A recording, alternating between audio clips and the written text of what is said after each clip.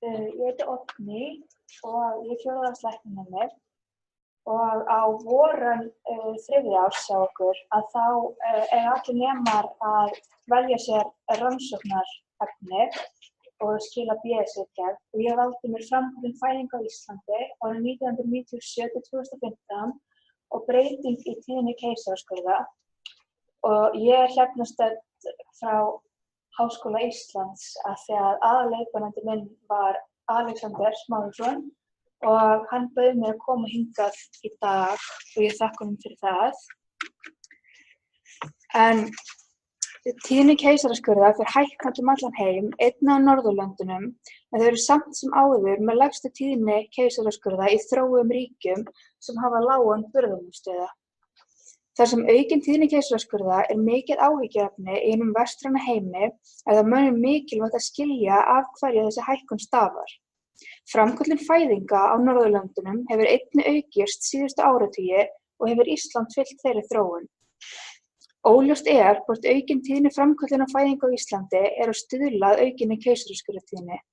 Þetta er mikilvægt að athuga þar sem alltaf er verið að reyna að minnka inngrip í fæðingu, hvort sem framköllun eða keisaraskurð er að ræða. Þessi mynd sýnir keisaraskurðartíðni á Norðurlöndum, þar meðal Íslandi, frá 1975 til 2016, en þetta er aðeins út fyrir mitt svona rannsóknartímabil, en við sjáum að til dæmis árið 2003 náði Ísland hámarki í keisaraskurðartíðni og voru það hæst Norðurlanda fyrir utan Danmörku, en árið 2015 erum við komin neðst, við erum þá með lægstu tíðni keisaraskurða og við sjáum að hin löndin fylgja öll svona, eru svona svolítið línulega upp á við þannig að keisaraskurðartíðnin er að aukast, en við förum þarna frá 2003 til 2015 erum við að stefna niður sem er mjög gott, þótt að við séum bara að fara upp núna og erum eflaust ennþá á leiðinni upp. En að framköllun fæðingar. Framköllun fæðingar er ferli sem felur í sér að fæðingu er komið af stað. Er hún réttmætanleg þegar móðir eða barni stafar meiri hætta því að halda meðgöngu áfram heldur en að framkalla fæðingu. Með því að framkalla fæðingu vonast við til betri útkomu fyrir móður og að minnka líkur á andvanafæðingum og burðarmálsdauða. Mýkt og útvíkkun leghálsins hefur mikið að segja þegar spáð er fyrir hvort framköllun heppnist. Það hversu hagstæður leghálsinn er metið með Bishop-skala. Ef leghálsinn er óhagstæður er byrjað með því að gefa prostaglandinum munni eða leggöng eða setja upp ballón. Og sem að þið sjáum það á efri myndinni, en ballón er leggur sem settur inn fyrir leghálsinn, lítur blaðraði blásin upp inn í leginu og togaðir í legginn. Þetta veldur þrýstingi á leghálsinn og hann víkkar út. Þegar búið er að gefa prostaglandín eða setja upp ballón, eða ef leghálsinn er hagstæður til að byrja með, er gert belgjarof. Og myndin fyrir neðan er af því. Þá er klórað gat á líknarbelginn og líknarbelgsvökunum er hleypt út. Í kjölfar belgjarofs er gefið oxytocin-dreipi í æð ef þess þarf. Ýmsar ábendingar eru fyrir framköllun fæðingar og skiptast í ábendingar tengdar móður annars vegar og ábendingar tengdar barni hins vegar, eða fóstri. Lengd meðganga er ábending fyrir framköllun, en í dag er framköllun framkvæmd fyrr en áður, því eftir 42 vikur aukast líkur á andvanafæðingum. Fleiri konur eru að greinast með sykursýki nú en áður, og ef þær þurfa meðferð við sykursýkinni er ráðlagt að þær fari í framköllun fæðingar við 39 vikur. Jöp. Svona. Takk.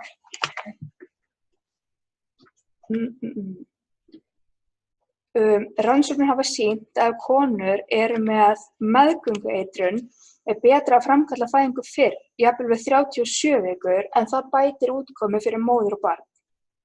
Helstu ábendingar tengdar fóstri eru tvíburameðganga og vaxtarskerðing fósturs. Nokkrar frábendingar eru fyrir framköllun og skiptast þær í algjörar og afstæðar frábendingar. Algjörar frábreytingar eru fósturstreita, þverlega og fyrirsæt fylgja. Fyrri keisaraskurður er dæmi afstæða frábreytingu, en framkvæmdun fæðingar hjá konum með fyrri keisaraskurð eykur líkur á legbresti. Ýmis vandamál geta komið upp þegar fæðing er framkölluð. Ónóg virkni í legi getur valdið því að konan nær ekki fullri útvíkkun og þarf þá að gera keisaraskurð.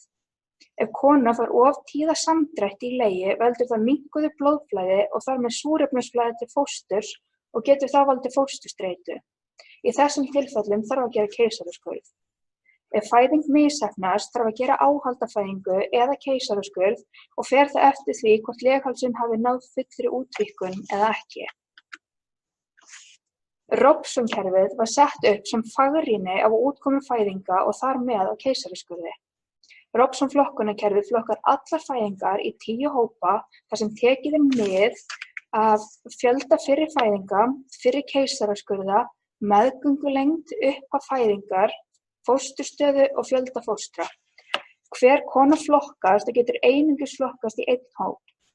Hóparnir verða einsleitir og ættu að vera svipaðir á milli staða. Meta má áhrif mismunandi meðferðar í hóp við ólíkar aðstæður, einmitt þar sem að Robson-hóparnir ættu að vera sambærilegir á milli staða. Í þessari rannsókn var reynt að fá yfirlit yfir framkallar fæðingar og tíðni keisaraskurða í kjölfar þeirra. Voru í því samhengi bornir saman Robson-hópar með tilliti til tíðni framkallan og keisaraskurða. Var aðallega litið til Robson-hópa 2 og 4, það eru frumbyrjur og fjölbyrjur sem ekki hafa gengist undir keisaraskurð áður. Aðeins rannsóknina, en rannsóknin er afturskikk ferilrannsókn og gögnin voru fengin úr fæðingaskrá frá árunum 1997 til 2015. Skoðaðar voru ýmsar bakgrunnsbreytur, ábendingar fyrir framköllun og fæðingarmáta.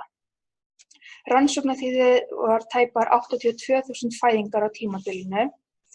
Öllum fæðingum var skipt í Robson-hópa en 206 konur af þessum tæpum 82.000 flokkuðust ekki í Robson-hópa, eða það eru aðeins færri konur en þeir eru 82.000 fæðingar. Og þar af vantaði meðgöngulengd hjá 202 konum. Og ef við skoðum núna niðurstöðurnar, að þessi mynd sýnir hlutfall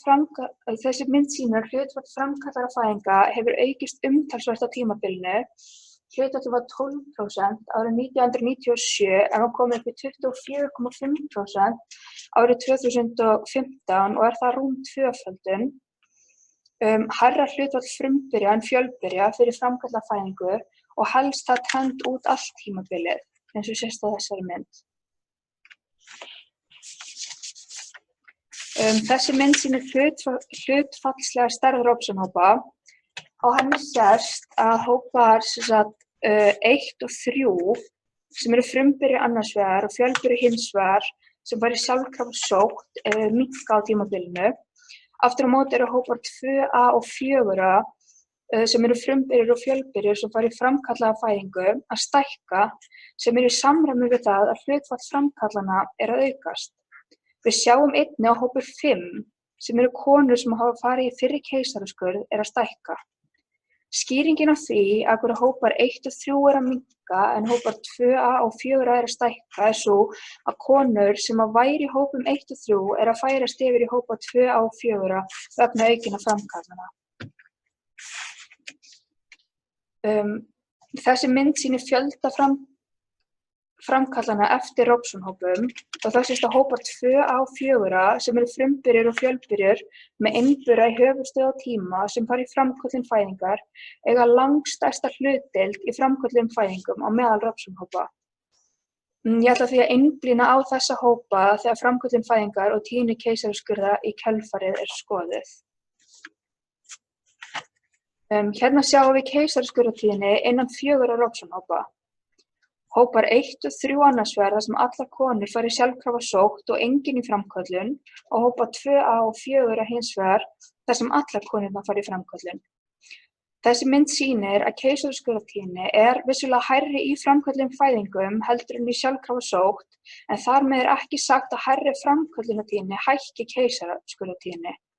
Við sjáum meira að segja þrátt fyrir mikla aukningu í framköllun fæðinga stendur keisaraskurðartíðni í stað og lækkar jafnvel. Ef við tökum saman í eina mynd, það sem ég er búin að segja hérna áður, að þá sést að tíðni keisaraskurða og framköllun sést hér tíðni keisaraskurða og framköllun fæðinga hjá frumbyrjum. Græna línan sýnir hlutfall framkallana hefur hækkað á tímabilinu en rauða línan sýnir að tíðni keisaraskurða hefur staðið í stað eða jafnvel lækkað. Þetta bendir til þess að framkallaðar fæðingar séu ekki að hækka keisaraskurðartíðni. Rannsóknir þar sem konur fara í framkallaða fæðingu eru bornar saman við expectant management sýna hið sama. Og hérna sjáum við sömu niðurstöður fyrir fjölburðirnar að þótt að tíðni framkallana sé að hækka að þá er keisaraskurðartíðni að standa í stað og jafnvel lækka. Og við skoðum aðeins svona samband keisaraskurða og meðgöngulengdar og þessi mynd sýnir að tíðni keisaraskurða eykst með hækkandi meðgöngulengd og við erum einmitt ennþá að bera saman hópa 1 og 3 og svo 2 á 4. Sama trend sést í öllum hópum að tíðni keisaraskurða hækkar með hækkandi meðgöngulengd, að tíðni keisaraskurða eykst með hækkandi meðgöngulengd og er það einmitt ein af ástæðum fyrir því að farið er að framkalla fæðingar fyrr en áður var gert. Eru þessar niðurstöður merkilegar þar sem talið hefur verið að aukning í hlutfalli framkallaðra fæðinga leiði til hækkunar á tíðni keisaraskurða. Svo virðist ekki vera hér á landi. Þar sem náðist að flokka rúm 99% fæðinga á tímabilinu í Robson-hópa er óhætt að segja að sú staðreynd að tíðni keisaraskurða hækkaði ekki og meðan hlutfall framkallana tvöfaldaðist gefur sterka vísbendingu minna samband þar á milli en áður var talið. Eru þessar niðurstöður ástæða til frekari rannsókna á afleiðingum framköllunar fæðinga og því af hverju keisaraskurðartíðni er að aukast í heiminum. Og ég vil þakka Alexander kærlega fyrir góða handleiðslu og Þóra Steingrímsdóttir og Ragnheiður Inga sem eru fæðingarlæknar á Landspítalanum fá einnig mjög miklar þakkir fyrir hjálpina. Takk fyrir.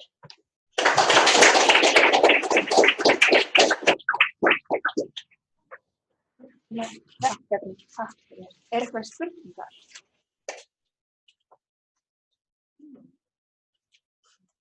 Já, það er eina vangaveltu og spurning var því að það er hægt að mæla árangurinn. Af því að nú er verið að hugsa að vernda barnið. Já. Hafið þið einhver tæki til þess að sýna fram á að framkvæmdum fæðinga eftir hafi betri árangur við fæðingarútkomur? Já, fæðingarútkomur. Við skoðum aðeins tengsl við hvort það væri fylgni milli framkvæmdar fæðinga og burðarmálsdauða og við erum einmitt að sjá þetta að framkvæmdin er að aukast en tíðni burðarmálsdauða virðist ekki vera að hækka að sama skapi. Þannig að við getum ekki fleiri mæling. Hefur eitthvað súrefnisskort eða eitthvað slíkt, akarskorinn eða ég bara láta. Já, bara svona hvers vegna. Það hefur skoðað og Danir halda í klárt að aukin tíðni framkvæmda leiðir til lægri burðarmálsdauða og betur. Þetta er bara erfitt hjá okkur og við höfum líka skuldum konum að vita vegna þess að svo lága keisartíðni. Vegna þess að það fyrir Mið-Evrópu þessum keisartíðni tvottæfi, þeir segja þess að þetta verður að gera þetta keisartíðni til að bjarga börnum. Og við höfum gert rannsóknir í Íslandi sem bendir til þess að við séum alls ekki að fá lélegri börn. Því að burðarmálsdauðar er þetta aðeins takmarkandi vegna þess að það er bara toppur ísakvæði. En allavega erum við að missa færri börn. Þetta flesta ekki allir aðrir. En auðvitað fyrirgjóðum ég tek aðeins yfir. Já, gert svo vel. Þarna virðist vera lækkandi þjónustu, en hins vegar sem mestu framfærna undanfarin árum við fyrirbæri. Sem mest áhrif á lækkunum. Og þetta eitthvað sem við erum svona búin að byrja að skoða í Reykjavík og við erum alveg skoðað að túlka það. Já, okkur vannst ekki alveg tími til að skoða það. Taka þá umræðu. Ég hægt að tengja akvarskólinn við. Já, ég ekki nú. Nei, og kannski þarf ekki að taka 20.000 krónur. Nei, það er að taka 1.000. Það er annað verkefni. Já, það er alveg glæni grein umburðarmest á Íslandi í Læknablaðinu, alveg til dagsins dag. Sem? Ég var bara að velta því sko, hvort að námið ákvörðum að samsetja konur, það væri ekki gert í mjög máli, þannig að það væri einnig með það. Hvort að nóttu væri það kannski aukninga á kesa. Þessi í mann, því að vera að gangsetja það fyrir því ekki bara eins og maður komið í kesa. Ekki það mjög. Ekki alveg. Þessi kannski var ekki bara að það er einhvern ákveð að setja konur í gangsetningu. Já. Það var ákveð að gera það ekki. Já. Það myndi þá þýða að það væri það fleiri konur í kesa. Þannig að þetta fyrir keisar sig. Já. Hvað segir þú? Það var ekki. Nei. Þessi er á ég taka það. Og ég sluta þessum tíma hengið á sama. Sko, ef það aukins tíma á framkvæmdum, það ekki. En það ekki hægt að sjá samband við það að það skýrir þessar breytingar á keisum. En indikasjónar fyrir það að framkvæmda að fá betri börn og raun og veru fækka keisar. Þannig að maður hefði kannski átt að sjá færri lækkun við það að fara með heim. Það var trendið var þannig. Lækkun, sko. Það er ekki reyna með mest aðeins að maður skildi ekki á þessa lækkun sem maður sækjast eftir. Sko, þetta vant, sko, ef þú berð saman keisartíðni bara konur sem sáttafsótt og þeim sem í framkvæmdum, þá er það þrefalt hærri keisartíðni á konur sem framkvæmdum. Það er málið. Og þá erum við bara, og það sem við erum að sína frá, þá er þetta að bera saman epli og appelsínu. Og þetta hefur alltaf verið mýtan, ekki framkvæmdafæðingu vegna þess að það er hærri keisartíðni. Það er mýtan. En þarna erum við að sína fram á það, og í samræði við allra nýjustu rannsóknir sem nota expected management. Þannig ekki að bera saman, það má ekki bera saman hópa í að ef við berum saman hópa sem fyrir elektífa framkvæmdafæðingar sem tekur hinn hópinn sem að beira í expected management og berst þá síðan saman. Þá bendir það til þess að framkvæmdafæðingar auki ekki keisartíðni. Og það sem við erum að gera þarna í samræði við það. Við færum á milli hópana, við tökum erfið sem komar úr spontantóknum, þessum fellir keisartíðni spontantóknum, færum hann yfir í framkvæmdafæðingartóknum, sem er mjög erfið að koma fyrir, en hann verður skeppast. Þannig að þegar setja á saman, þá sjáum við, það lækkar tíma. Þetta er ekki gert, þetta slemman sem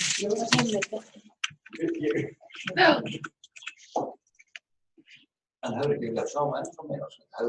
Ég er bara ánægður að það er gaman að finna þetta. Þá er þetta ekki rómið til kröðum, kannski væri bara það er einu miklu herri eða eitthvað. Það er þetta. Svo tíminn kemur inn sem er eitthvað. Hvað segir þau? Hér hjá fjölþing. Já. Það er gott að það standi í stað. Það sem ég var að hérna og þetta fyrir frá því, lækkun. Það er skemmtilega að kemur hvað leiðir það? Ég ætla að ljósmaðundi segja að það er ekkert skemmtilega að handla það. Það er mjög leiðilegt. Þetta er lengri og erfiðari fyrir erfugsunar, meira þingsunar, það er leiðilega það. Og veikar konur fyrir, þannig að En samt er það svo. Það er náttúrulega bara það er meðframgöngueitrun og Svo er pósterinn frammi með erlur konur eldri og hvað er mikið meira af meðframgöngueitrun og sykursýki og þú maður eitthvað.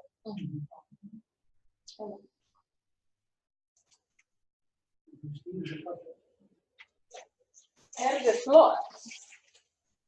Eigum við ekki bara að klappa fyrir henni?